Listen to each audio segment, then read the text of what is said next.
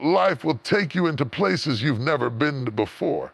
Storms you didn't schedule, valleys you didn't plan, uncharted waters that don't come with a map. But I came to tell you, when you don't know where to go, God already knows the way. He is the hand that guides in the dark, the compass when the road disappears, the voice when silence surrounds you. Somebody shout, I may not know where I am, but I know all I'm with. If you can trust his guiding hand, you'll walk through places that would have killed others, and you'll come out stronger, wiser, and anointed. Don't be afraid of the unknown. The unknown is where God shows himself the most. You see, when life throws you into places you've never walked before, when you are standing at a crossroad and nothing makes sense, the first thing the enemy tries to plant in your spirit is uncertainty. That fear that whispers, what if you don't make it? What if you fail? What if the ground beneath you gives way? And it is in those moments that you have to remind yourself, God's hand is stronger than your uncertainty. You may not know the route, but he knows the destination. You may not understand the season, but he holds the times and the seasons in his hand. His grip on you is tighter than your grip on him. Think about it. When a child is learning to walk, that baby doesn't hold on to the parent holds on to the child. That toddler might wobble, stumble, even fall. The hand of the Father keeps them from falling flat on their face. That's how God holds you.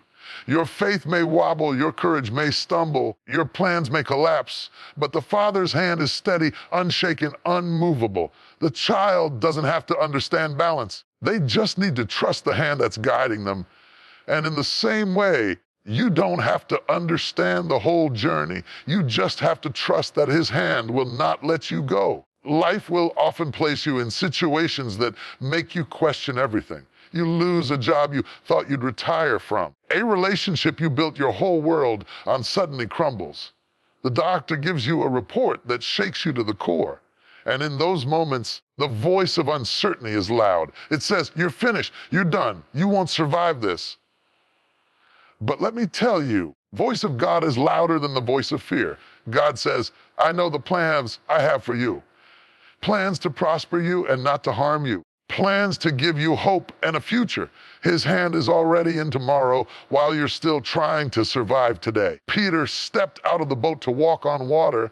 It wasn't the water that held him up. It was the hand of Jesus that made the impossible possible. And when Peter started to sink, when doubt and fear overtook him, the scripture says Jesus immediately reached out his hand and caught him. That's what God does for you. When your uncertainty pulls you down, his hand reaches lower than your failure to lift you higher than your fear. You may be in deep waters, but his hand is deeper still. Think about the GPS in your car. Sometimes it takes you on a route you've never been on before. And if you don't trust it, you start to panic. You wonder, why are we turning here? Why are we going through this road? This doesn't look familiar. But the GPS knows something you don't. It knows the bigger map.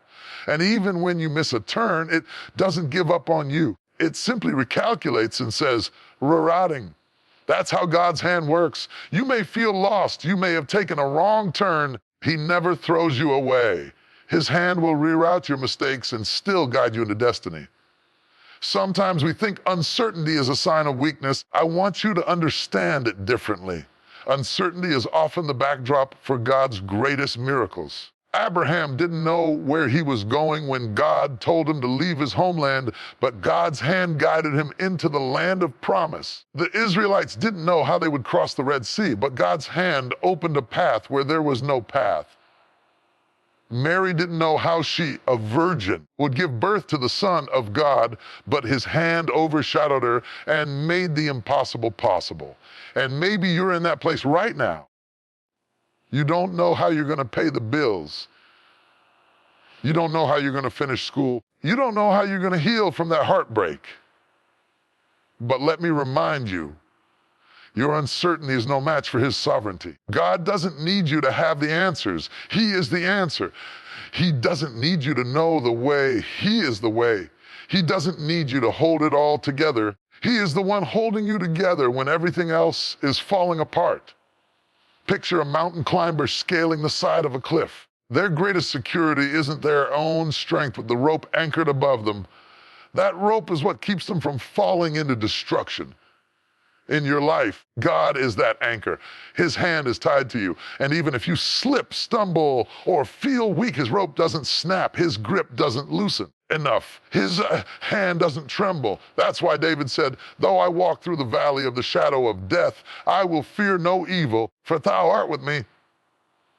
God's hand is not intimidated by the valley you're walking through. So the next time fear whispers that you don't know what's going to happen, silence that voice with faith. Say to yourself, I don't know what tomorrow holds, but I know who holds tomorrow. Say, I don't know how this story ends. I know the author is still writing. Say, I don't know how I'll get through this storm. I know the one who calms the wind and waves with just a word. You don't need certainty to walk with God. You just need trust. You don't need clarity of the whole journey. You just need confidence in his hand. Because when you can't see the path, his hand becomes the light. When you don't understand the season, his hand becomes your stability. And when fear is shouting at you, his hand becomes your peace. Would you like me to also expand the second key point? Your wilderness is God's workshop in the same T.D. Jakes style. 800 words, so it flows like a full sermon piece by piece. The wilderness is not a punishment, it is a workshop. It is the classroom where God teaches the deepest lessons that prosperity will never teach you. It is the place where distractions are stripped away, where your strength is tested, and where your faith is forged. People run from the wilderness because it feels empty, lonely, and confusing. But God chooses the wilderness because it is there that he can shape you without interruption. You may think you are abandoned, but in reality, you are enrolled in God's greatest training program. Look at Moses. He spent 40 years in the wilderness after leaving Egypt. He thought his life was over, that he had failed, that he was forgotten. But in those dry years, God was chiseling him, molding him, shaping his character until he was ready to lead Israel out of bondage. If Moses had stayed in the palace, he would have been a prince. Because he walked through the wilderness, he became a deliverer. The wilderness takes ordinary people and builds extraordinary callings. Consider your own life. Maybe you lost your job, and now you're in a wilderness season where you feel like your skills don't matter. Your degree doesn't matter. Your effort doesn't matter. But don't despise that season. That's God's workshop. He's teaching you patience, resilience, humility, and new strategies that will position you for a greater door. When you come out of this wilderness, you won't just have a job, you'll have a testimony that nobody can take away from you. Think about a seed. When it is planted, it goes into the dark soil. No sunlight, no applause, no recognition, just silence and pressure.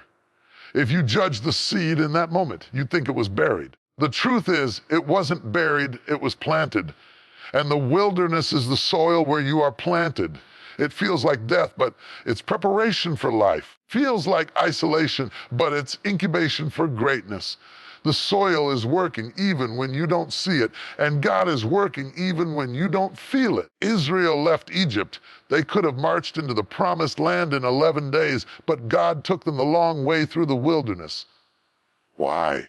Because Egypt had left scars on them. They were free in their bodies, but they were still slaves in their minds. The wilderness was God's workshop to detox their thinking, to teach them how to trust his provision, to train them to follow his presence, to break the chains of fear. Some of you want a shortcut, but shortcuts skip the lessons, and lessons skip become battles lost later. The wilderness is not a delay, it's development. Sometimes in daily life, you feel stripped of comfort, stripped of company, stripped of answers. That's the wilderness. It's when the friends you leaned on disappear. It's when the doors you knocked on don't open. It's when the familiar places no longer satisfy you. And in that empty space, you start hearing God's voice clearer than ever. Because the wilderness silences the noise. The wilderness exposes who you really are and reveals who God has always been. Imagine a blacksmith in his workshop. He puts raw iron in the fire, then pulls it out and strikes it with a hammer over and over again. Why? Because every strike is shaping it, Every flame is purifying it. Every hit is building strength into it. The iron doesn't see the sword it's becoming, but the blacksmith does. In the same way, when life is heating you up, when pressure is hitting you from every side, don't think God has abandoned you. You're in the workshop. He's shaping you into a weapon that will not break in battle. There are things the wilderness teaches you that comfort never will. In the wilderness, you learn that man does not live by bread alone, but by every word from the mouth of God. In the wilderness, you discover water can come out of a rock and manna can fall from heaven. In the wilderness, you learn God is not just your Sunday morning God. He's your everyday bread, your daily guide, your midnight comfort. The wilderness strips away your idols until all you have is God, and then you realize He was all you needed all along. Think about your own life again. Maybe you feel like you've been overlooked, like nobody recognizes your gifts, like you're stuck in a place of obscurity. Don't curse that season. That's the workshop. David was anointed to be king, but before he ever wore the crown, he was hidden in the fields, tending sheep, alone, unseen, forgotten by his family. But it was in that wilderness field that he learned how to sling a stone, write a psalm, and worship God with his whole heart. And when the giant Goliath showed up, David wasn't nervous because the wilderness had already trained him how to win battles when nobody was watching. Sometimes God hides you in the wilderness because public exposure too early will kill you. He hides you until your roots are deep enough to handle the weight of the fruit. He hides you until your character is strong enough to match your calling. He hides you until your private victories are strong enough to sustain your public platform. Don't rush the hiding because hidden seasons are holy seasons. Wilderness is uncomfortable, yes. It's lonely, yes. It's stretching, yes. But it is also holy ground. It's where you discover that your strength wasn't enough, but His strength is. It's where you discover that your plan wasn't working. His plan is greater. It's where you stop leaning on your own understanding and start trusting the God who makes a way in the desert and rivers in the wasteland. Obedience is the compass that points you toward destiny when the map of life makes no sense. You can be educated, you can be experienced, you can have strategies and resources, but when you step into uncharted territory, none of that guarantees direction. What keeps you on course is obedience, not to your feelings, not to the opinions of others, but to the still, small voice of God. Because when you can obey in the dark, you will find yourself walking into a light you didn't even know existed. Look at Noah. God told him to build an ark when there was no sign of rain. People laughed at him, mocked him, and called him foolish, but Noah obeyed. Every hammer strike, every wooden plank was an act of obedience. And when the flood came, it wasn't Noah's intellect that saved him. It wasn't his popularity. It was his obedience. His obedience became the compass that guided his family into safety while the world drowned in doubt. That's the power of obedience. In daily life, we all want clarity before we move. We want the full picture before we take the first step. But God doesn't work like that. He says, move and I'll reveal. Step and I'll show. Think about a GPS again. It doesn't tell you the entire journey at once. It tells you turn by turn, step by step. You don't need to see all the streets ahead of time. You just need to listen for the next instruction. And if you follow that voice, even if the road looks strange, you will end up exactly where you're supposed to be. That's how God leads. Obedience is your turn-by-turn direction in life. Sometimes obedience feels costly. It requires you to give up your comfort, your pride, or your preferences. Abraham was told to sacrifice Isaac, the son he loved, promise he had waited years for. Can you imagine the weight of that moment? But Abraham obeyed, and on that mountain, he discovered something he never would have known without obedience. Jehovah Jireh, the God who provides. If Abraham had disobeyed, he would have missed the revelation. Some of the things you're praying for won't be revealed until you walk in obedience. Think about the small choices of obedience in daily life. Choosing integrity when no one is watching. Choosing to forgive when bitterness feels justified. Choosing to tithe when your finances already feel stretched. Choosing to walk away from toxic circles when everyone else is comfortable. Those choices don't always make sense in the moment, but each one is a compass needle pointing you toward a greater destiny. You can never go wrong by obeying God, even when it feels like you're going against the flow. Obedience is also the bridge between prayer and manifestation. Many people pray for open doors, but ignore the instructions God gives them. They want breakthrough without obedience. The miracle is not just in the prayer, it's in following the step God tells you to take. Remember when Jesus turned water into wine, he told the servants, fill the jars with water. It didn't make sense. It wasn't logical. But they obeyed, and in their obedience, the miracle took place. What if the miracle you're waiting for is locked inside the last instruction you ignored? There's a story of a pilot flying through heavy fog. He couldn't see the runway, couldn't trust his natural eyes. But the control tower gave him instructions: descend now, turn left, hold steady. The only way he landed safely was by obeying the voice guiding him from above. That's what obedience looks like. You may not see the runway, you may not understand the path, but if you obey the voice of God, you will land where you are supposed to. Your survival isn't in your sight, it's in your obedience. Obedience doesn't just protect you, it positions you. Peter had fished all night and caught nothing. Exhausted, frustrated, ready to quit. Then Jesus said, cast your net on the other side. Logic said it was pointless. Experience said it was a waste. But obedience said, nevertheless, at your word, I will. And in that moment of obedience, his boat overflowed with fish. That's what obedience does. It turns empty nets into overflow, takes your nothing and transforms it into more than enough. Sometimes obedience requires you to look foolish in the eyes of others. Marching around Jericho 7 times didn't make sense militarily. Shouting at walls instead of attacking them didn't make sense strategically. The Israelites obeyed, and those walls that seemed unshakable came crashing down. Don't expect obedience to always look logical. Logic builds walls. Obedience brings them down. In your own life, maybe you're waiting for God to show you the whole plan, but he's only given you one instruction. Don't despise the one instruction. Obedience in the small steps creates momentum for the big ones. Start that business even if you don't have all the funding yet. Apply for that program, even if you don't know how you'll manage the schedule. Speak to that person God put on your heart, even if you feel unqualified. The blessing is not in knowing everything, it's in obeying the next thing. When you obey, you prove that you trust, and when you trust, God responds. Your obedience is the signal to heaven that you are ready for the next level. It's the proof that you value God's voice above your own reasoning. And when heaven sees that kind of faith, doors open, waters part, giants fall, destinies are released. Uncharted territory is the breeding ground for uncommon victory. Everybody wants a testimony, but nobody wants the test. Everybody wants a crown, but nobody wants the cross. It is in the unknown, in the places where there are no familiar signs, no clear directions, God does his best work.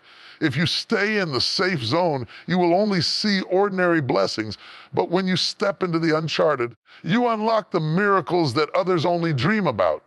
Think about Joshua leading the Israelites across the Jordan River. They had never gone that way before. It was uncharted. The waters were raging. The banks were overflowing. The situation was intimidating. But God told them to step in. As soon as the priests carrying the ark put their feet into the water, the river stopped flowing and stood up like a wall. That miracle didn't happen in the comfort of the camp. It happened when they stepped into the uncharted. Victory was waiting on the other side of obedience in a place they had never walked before. In your daily life, uncharted territory may look like starting a new business when you've only ever worked for others. It may look like going back to school after years away. It may look like moving to a city where you don't know a soul. And yes, it feels risky, it feels uncertain, it feels uncomfortable. But understand this, God doesn't call you to comfort, he calls you to conquest. And conquest always requires you to face something unfamiliar. If you never leave the shallow end, you'll never know the thrill of walking on water. Think about David. Before he faced Goliath, no one in his family had ever fought a giant. It was uncharted territory for him, for his lineage, for his nation. But because he had the courage to step where others wouldn't, he won an uncommon victory that changed the course of history.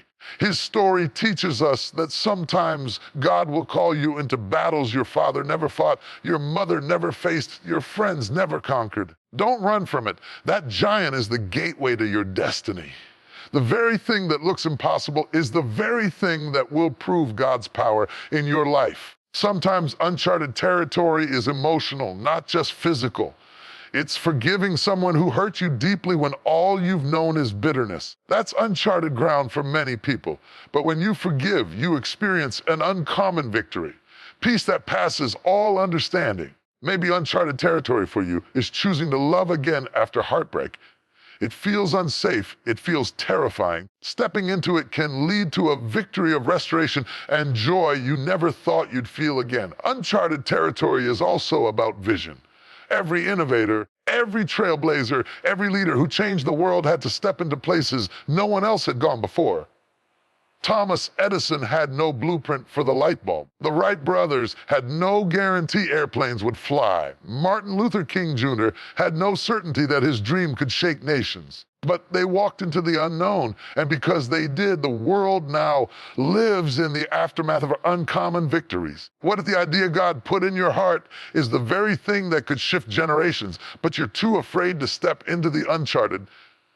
In daily life, might be as simple as leaving the job that drains you to pursue the passion that fuels you. Or maybe it's breaking a family cycle, poverty, addiction, dysfunction that no one before you has broken. That's uncharted territory.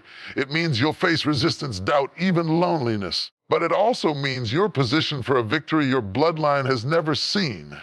You may be the first to graduate, the first to own property, the first to live debt-free, the first to walk in emotional health. And when you win, you don't just win for yourself. You win for every generation that comes after you.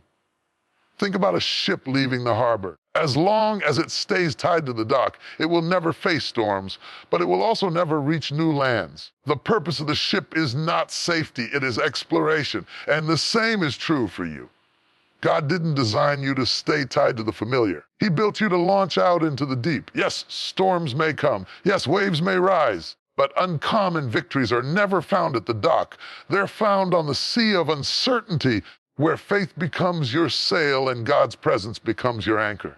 Sometimes God will deliberately put you in a situation where your experience is useless, where your resources can't help, where your wisdom runs out. Why? Because uncharted territory forces you to lean fully on Him. The Israelites couldn't part the Jordan. David couldn't kill Goliath on his own.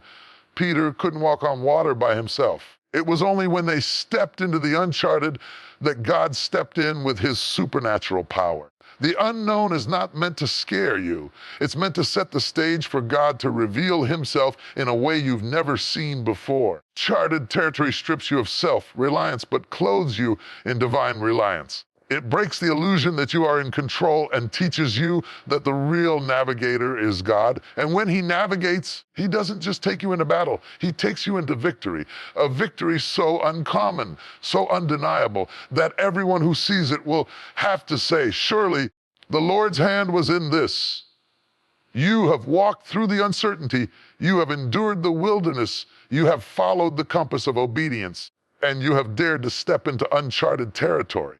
And now it is time to lift your head high and declare with every ounce of faith you have that uncommon victory belongs to you. This is not the hour to shrink back. This is not the time to be timid. This is the moment to rise, to roar, to shake off every chain, to step boldly into the future that God has already written with His own hand. You are not a mistake. You are not forgotten. You are not wandering without purpose. You are guided, you are chosen, you are anointed, and you are equipped. Came to tell somebody today, you may not see the whole staircase, but take the first step because the God who started the journey will finish it. You may not feel strong enough to face the storm, but storms are not meant to sink you. They are meant to show you that you were built to walk on water. You may feel surrounded by darkness, but it is in the midnight hour that the brightest light shines. Somebody listening to me needs to stop rehearsing their failures and start prophesying their future.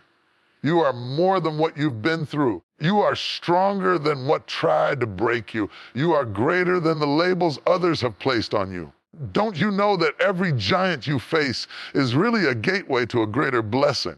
Don't you know that every closed door is only a setup for the door God Himself will open? I challenge you to love enough and care enough. Don't you know that the battle you're fighting right now is only proof that there is a victory with your name on it? The enemy would not be attacking you this hard if there wasn't something valuable locked up inside you. Diamonds are formed under pressure. Gold is purified in fire. Warriors are trained in battle. You are not in this place to die. You are in this place to be refined for destiny. Hear me when I say this: your life is not ordinary. Your path is not random. Your story is not meaningless. Every tear you cried, every setback you faced, every heartbreak you endured, every valley you walked through, it was all shaping you, stretching you, preparing you for a victory so uncommon that generations after you will talk about it. You will be the one who breaks the curse. You will be the one who changes the pattern. You will be the one who rises when others thought you would fall. Lift your head. Square your shoulders. Wipe your tears. This is not the end. This is the beginning of something greater than you can even imagine. Step into the unknown with faith, because the unknown is the stage where God performs His greatest works. Step into the storm with courage, because storms reveal the strength of the anchor. Step into the wilderness with confidence, because the wilderness is where God trains champions. Step into obedience with trust, because obedience is the currency of miracles. And step into uncharted territory with boldness, because uncharted territory is the one of uncommon victory. Say it with me: I am not defeated. I am distant. I am not broken. I am becoming. I am not abandoned. I am appointed. I will not die in this place. I will live to see the goodness of the Lord in the land of the living.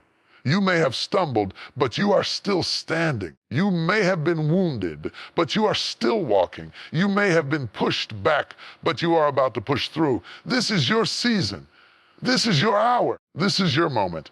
So walk out of this place knowing that the same God who split the sea, the same God who tore down Jericho's walls, the same God who shut the mouths of lions, the same God who raised Jesus from the grave is the God who is guiding your steps. If He did it before, He can do it again. If He opened doors for others, He can open doors for you. If He gave them uncommon victory, yours is already on the way. And when it arrives, no man, no devil, no circumstance will be able to deny that the hand of God was on your life.